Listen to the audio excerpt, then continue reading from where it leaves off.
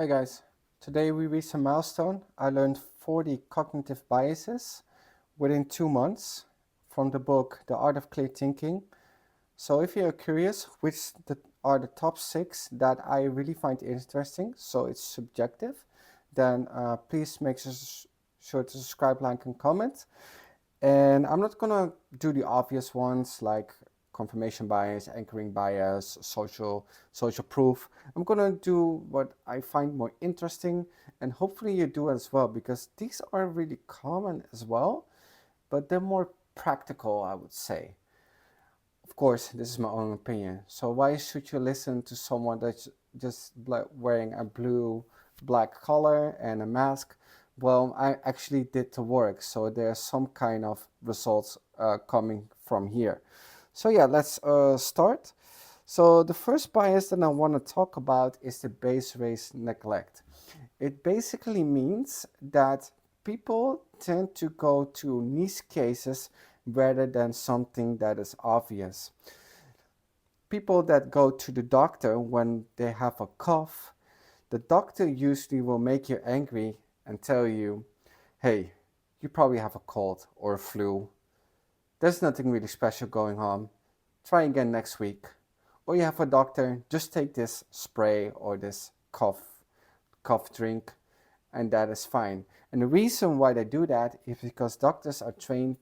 That is a bias called base race neglect. Because if they don't do that, you have a lot of chaotic things going on in the healthcare.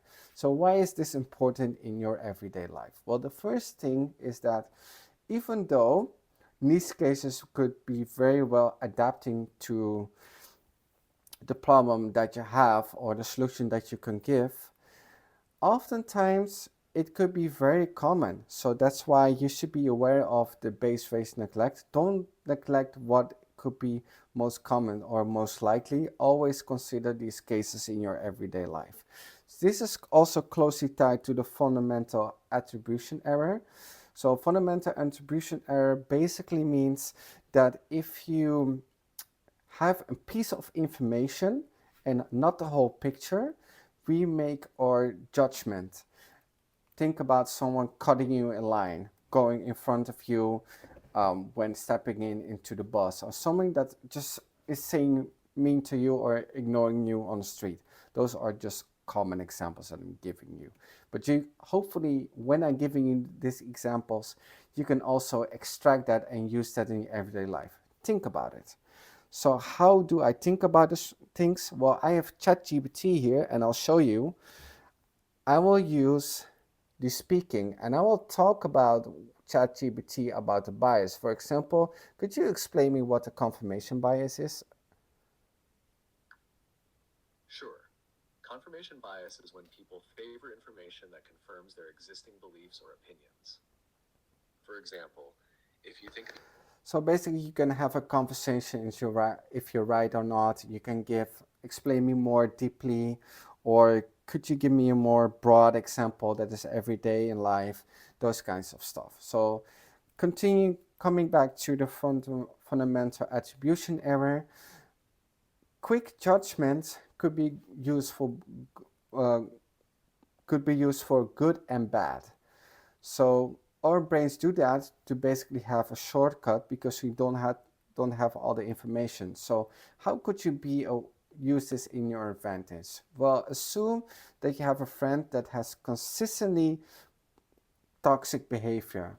Well, judging, like when this friend has 2 or 3 consistent patterns, a judgment like this is not necessarily a fundamental attribution error.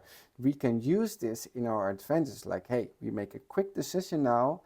We don't want to be your friend anymore because XYZ. Just make sure, take this with a grain of salt. Don't burn that bridge too quickly if you're not absolutely sure about it. So this is what I wanted to talk about with the fundamental attribution error, or also called in FAE. Let's get into the endowment effect. So an endowment effect is that we attach something emotional that gives it more worth than it actually is. And I'm not talking about pictures, but in everyday life of things. Imagine that you're buying a car. The car is 40K and you want to spend 30K. But eventually, car salesmen stay away from them. And I'm not going to talk about the other bias of how car salesmen get you to buy more, because that's another topic. Basically, let's assume you buy it for 35K. You go to a gas station and someone tells you, hey, I really like this car. I wanted to give you 45K for it. Well, you just buy one for 35K, 10K will be a win. But most people, when it comes to small stuff, emotional stuff, they seem to ask more than the actual word is. So with a car, it might work. But most people want to sell it because they just bought it, they just got emotional attached, so they're very likely not selling it for someone that they just met at the gas station, right? So on Facebook Marketplace, on Craigslist, on eBay, and for Dutch people that are listening to this, on Marktplaats, oftentimes you see things have been offered way more than it actually is. So we're playing that game, like lowballing, and then you get into arguments and those kinds of stuff. But basically, that's the endowment effect in play. People have attachment to it, and sometimes they even write like, I'm not gonna go lower to this price because it's not worth selling it, because they're so attached to it, but they still want the money, right? Let's get into the forecast illusion. So the forecast illusion is that we often listen to experts, even if they have decision making and the results, which could be the outcome bias or other bias attached to it. Even if they have that, like even if they have a celebrity with results, they cannot predict the future. The thing is, we don't punish them for it. We only give them credit if they're right, and if they're wrong, usually we say, well, it is how it is. Well, don't talk about the YouTube game. Sometimes people get canceled for particular things that they have said, and they might be wrong. And I'm not talking about those situations. I'm specifically talking about news station or some proclaimed economist predicting some kind of shenanigan, or even consultants or gurus that they think that's going to be the next thing, like especially with the finance stuff. Oftentimes, even though they have luck before, doesn't mean they will have it now. And if you're lucky on the right time and you're listening to the person and it works out, that's awesome. But take consultancy, mentorships, proclaimed as expert, and even expert with results with a grain of salt. So to counter this is to actually have, like I have experience with this without knowing the bias. So that's why I also can talk about it. To counter this is to actually have a system for testing for a particular data set or a particular time, or try to simulate it or gamify it and see if it works for you, because just because they got this result doesn't have to work for you. And you might recognize that sentence when you come across YouTube, when these gurus talk about these results, and even they tell you like, oh, well, it doesn't mean you will get these results, like in small, like a little small detailed sentence with a low kind of voice. Still, till this day, with all the titles and a catchy script, whatever they are saying, it still seems that they can get you in this way. So that's why you need to be very careful if people, and even news like, oh, Facebook will be the next big thing because of the Facebook coin in the next 3 years, or Apple with the Vision Pro, oh, that's going to be the next thing. So you need to, if you're a programmer, you really need to get to the XR and C# programming. You don't know. And so be very careful with people and companies that have proclaimed that. So the next one is illusion of control. We think we have more control than we actually have. For example, just before recording this, my mic ran out of battery. It hasn't run out of battery for 2 months. It didn't give me any indication. I suddenly noticed it ran out of battery. So we have less control than we think. But also on stopping lights, you know these buttons? Most of the modern traffic lights with those buttons, they do not work. Here I'm not sure, I cannot prove it, but what I have been noticing is that people tend, when that happens, the reason why they do that is because we are more patient to wait for traffic to stop so we can also go. So why is this important? Well, it is important because a lot of external factors that are so complex, or like hyper complex even, we have a small percentage of control of that. And see it as a company.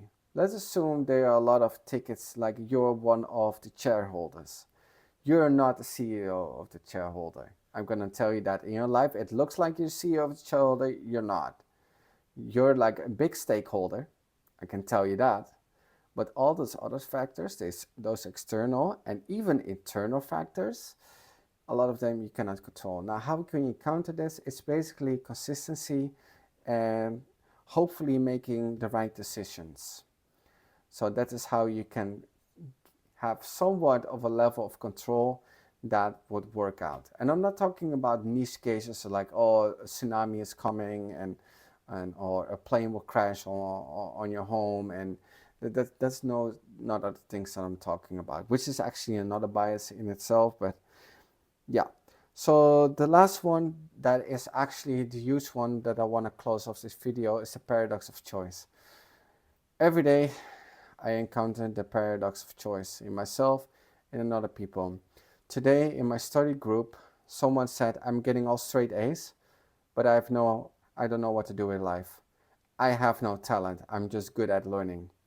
So what is this person missing? Well, as a self-proclaimed expert, what I said, take my advice with a grain of salt, and you're probably not going to like this advice, but you need to experience. You need to try a lot of things. You need to simulate them. You need to gamify them.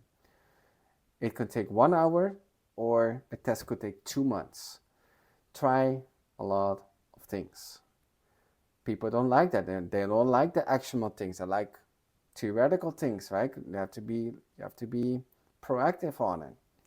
So the paradox of choice could also be in a daily life of someone, when they get the opportunity to work at this job, or they get this job or that job, or even taking this bus or this tram or this metro. Which one should you take? The other one is a little bit later. That one comes 1 minute later, but can be you can miss your stop. So which choice did you need to take? The paradox of choice. Well, don't worry too much about it, because if is there not a serious setback of 5 years or a severe punishment, it doesn't really matter. Eventually you can also switch between these choices if one of the choice doesn't work. Now, severe mistakes would be you choose a study and 1 year down the line, and that study maybe costs you 40K. Well, that could be a vital mistake. So be very careful on that. So we have talked about 6 biases of the 40 that we listened to. Did you learn something? Well, please comment if you did. Hopefully it was helpful as well. And subscribe if you want to see more videos like this. When I have a milestone, I will talk about it. But don't see it necessarily as advice. Take it as a grain of salt. Cognitive biases, tendencies, and fallacies are ingrained in our brains, and we cannot completely rid of it, but we can cope with them. A lot of times we have them called so-called Lollapalooza effect, which all biases at the same time are at play in a certain situation. Biases and tendencies and fallacies are linked to each other, and that's why life is so complex. So take it with a grain of salt. If you can recognize it and make things less severe as they are, awesome. That would be great. Make sure to subscribe, like, a comment if you want to see my journey making 600 a day within 7 years, and I will see you on to the next video when I get a milestone or any daily reps. Bye.